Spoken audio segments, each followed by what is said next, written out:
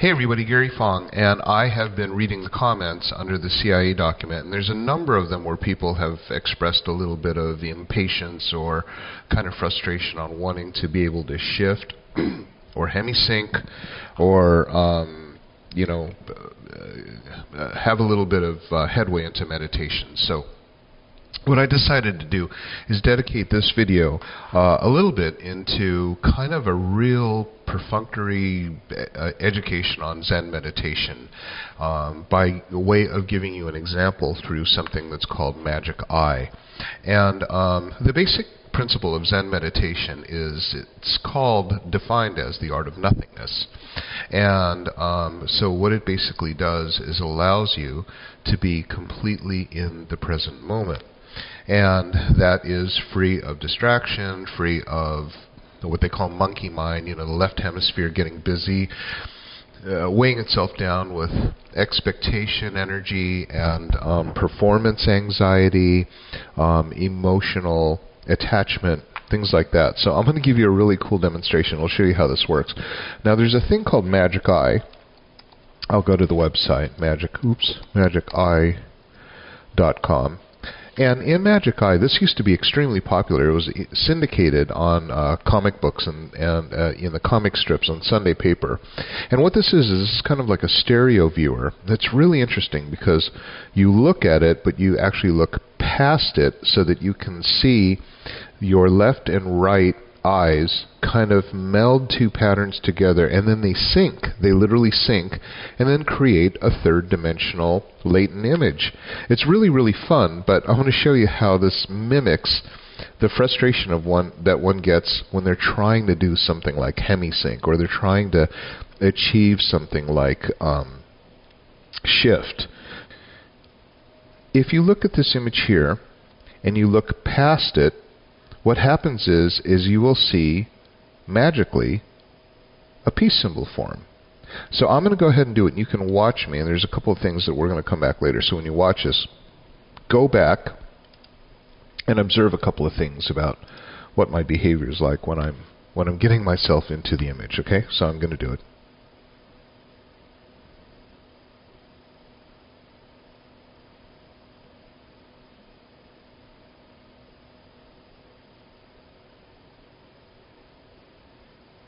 And now I am in.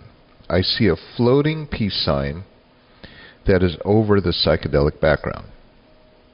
So those of you who have found their way in, I'll show you with my arrow.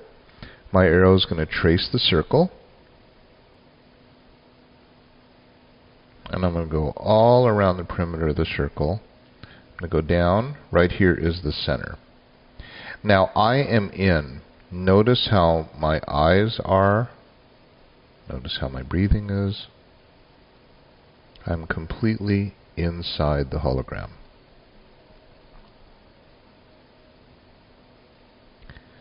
And seeing how it kind of floats over, and it's like a very ropey pattern. When I move my head back and forth, it's like the peace symbol shifts. Now, a couple of things that you'll notice about the Magic Eye is, one, when we used to have some get-togethers, and there was a book called The Magic Eye, and we'd kind of pass it around, and people would look at it, and I'd say, if you stare at it long enough, you'll see the peace sign. And this, inevitably, there'd be one or two people in the group that would just go, hang on a second, shh, everyone quiet, let me get this. I can't see it. Oh, it's so frustrating. Why can't I see it? I can never see these things. Are you sure there's something there? Are you sure you're not just pulling my leg? There must be something wrong with me. Okay, so let's think about what I just said. There's expectation energy. You look at it and you want to get there.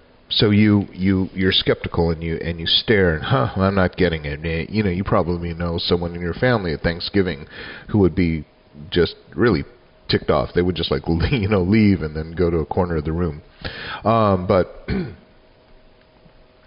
So a few things happen when you present this to people. if they are expectation driven, they'll want to see the result fast. They'll want to get there. And the interesting thing is, those of you who know how to get there will find that you can't just get there. It'll magically appear, which is why it's called the magic eye. And the only way that it'll actually appear is if there's silence. You can't be moving around. You can't be playing Led Zeppelin. You have to just literally stare at it. Keep relaxing your eyes until they just drift off into infinity, and then all of a sudden the peace symbol will appear. And once you get good at this, you'll be able to go through all the different ones and, see these latent images. So I'll put that up on the comment in the description. Ooh, this one's called Financial Vision. Okay, so I'm just going to go past it. And there it is. There's the dollar sign. Those of you who are in, this is the top of it. This is that thing that goes around. I'm just going to trace it with my mouse. Go down, up, around, and then around like that. If you're following along, you can already see me. Let's see, there's Benjamin Franklin right there, and there's another circle right there, and then behind them is, if you look around the background, there's all these three-dimensional dollar bills kind of crumbled up. It's three-dimensional. It's a hologram. Remember what I defined in the other tape is a hologram allows you to see another dimension that's actually not part of the medium. Like, this is 2 dimensions. 2 dimensions is height and width. My monitor, your monitor, does not have any depth. But when you are in and you're actually able to see stereophonic vision, then you can see the hologram, which goes right back to the CIA document about how we can see out-of-body experiences, time travel, have dimension visits to other dimensions simply by observing the hologram. This is described in the document. Now, a characteristic of this is if I went to this and said, hey, I want to learn how to shift. I'm not seeing it.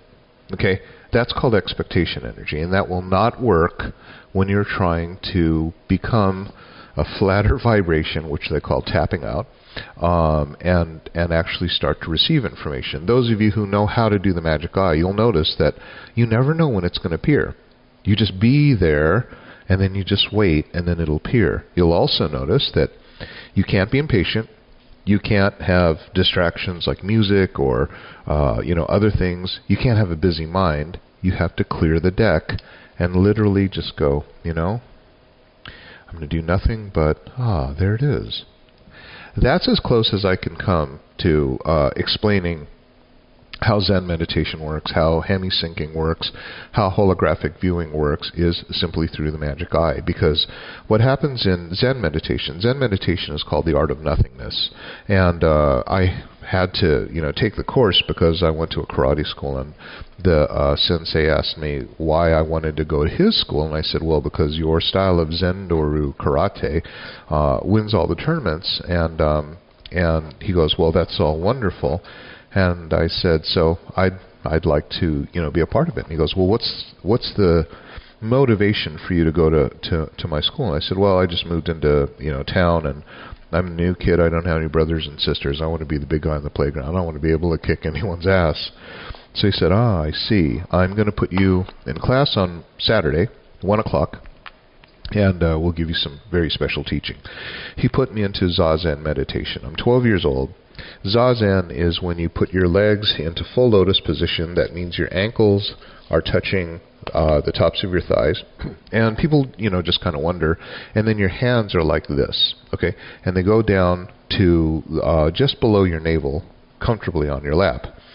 Now, I want to explain something about, this isn't going to be a full-blown Zazen class, but I do want to explain something about why that has been, thousands of years people have been doing that type of meditative practice. And the reason that is because when you put your legs in full lotus position, you become very, very rigid. It's like you're a pyramid. And what's amazing about that is that your tailbone actually grounds to the ground.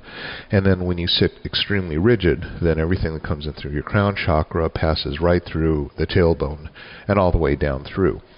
Meanwhile, this hand right here that goes underneath your navel focuses that the breathing is to fill that space below the navel. And that's a very, very important part of Zen meditation, is to breathe deeply into the diaphragm, or what they call the Buddha belly. And those of you who have seen statues of Buddha in like an Oriental market store, something like that, you'll notice it's a big, fat, bald Chinese guy. He's got his hands in the air, so these huge earlobes.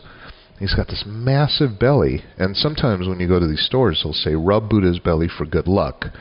The thing about what Buddha taught, and what you'll notice when you start to actually think about it, is that when you are relaxed or trying to be non-emotional, you'll find that your belly is extremely relaxed. When you get tense, your breathing goes up high in your chest, and it goes shallower, much more shallow. Whenever I feel anxiety or tension, the first thing I do is I go, fill that Buddha belly, and then you wind up feeling much, much better, much less reactional, much less emotional. So Zen meditation puts you in that state where it's impossible for you to feel emotional. And what happens in Zen is that it's called the art of nothingness, and what you're doing is you're literally thinking of nothing, because the thinking, the logical part of the brain, is the left hemisphere, which does all that. For example, here, if I were to look at that image, that image of the dollar bills and go, I'm not getting it. All of those things happen. Watch what happens when I do that. Are you sure that you're telling me the right thing? I furrowed my eyebrows. I'm like, I don't get it. Are you sure you're not making this up? Why can't I get it and other people can? So all of these things start to just show you all the afflictions of expectation energy, anxiety, performance anxiety, all those things that actually interrupt you from seeing the hologram. And that's why in the Monroe Institute, they have tapes, and we talk about the power of meditative practice. The meditative practice is there simply because what we do is when we turn off expectation energy, when we turn off anxiety or trying to achieve something, then these things magically appear. And that's what happens in synchronicity. That's what's happened in my business career life. I've just made, people just go, wow, why does he make the decisions that he does? I can't explain it, but they wind up being very successful. And society teaches you to not behave like that. Society teaches you to constantly get the result. Be the first guy in the class to be able to see that. It's all about competition. It's all about expectation energy, and all of that goes away in a meditative practice. In yoga, there's no judgment. There's no expectation energy, and everything like that. So when we, look, you walk around that beachside pool at the Hard Rock Cafe in Las Vegas, and you're not going to stick your gut out, okay? It's a crowded pool. There's a whole bunch of young people, and they're all playing loud music, and everyone's trying to look good, and so they suck the belly in because society has taught us to do that. When we suck our belly in, it actually makes us tense. That's why Buddha's so happy. The Buddha belly, and what is displayed in that pose in the statue is called Satori, or enlightenment, like light. The light goes on the inside. And that's basically the practice of Zen meditation, is that with a full belly, and you see his face is just completely full of joy. That's called Satori, and that's the goal of Zen meditation. So this thing about hemi-syncing and shifting and wanting to go see and be with the Hogwarts and everything like that, and I want to get there. I appreciate that someone said that they saw, I think it was number 2 in my series of the CIA document, and they were able to shift, which is awesome that they were able to do that. But then all these people came in and want to be able to see the hologram. It's that expectation energy of wanting to see it that's literally going to stop you. So get into the practice, perhaps, of just understanding what this feels like. In the CIA document, it's called tapping out, where your wavelengths get so low that they actually go flat, like the nature of the universe. And when you get there, then you'll be able to see the holograms, you'll be able to download the Akashic records, you'll be able to see the ripple effects of the universe, past, present, future, other dimensions, without having to try. And so, try not to make that a goal of trying to be somewhere else or parallel shift or whatever. Try to not have a goal in anything. And then just mindfully be in the moment. And go through this magic eye, and you'll find that you'll learn quite a bit.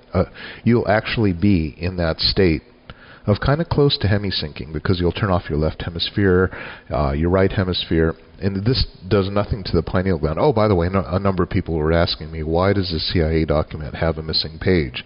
When I look through it contextually, and this is one of my criticisms about the document too, was one that it relied heavily on the listening of monaural, binaural beats to achieve hemi-syncing. That does not work, because if it did work, you'd have army soldiers everywhere being able to hemi-sync and, do a lot of damage. That doesn't work, because anything that comes in through the five senses is not made to do anything but protect our three-dimensional body. The eyes protect us from falling boulders.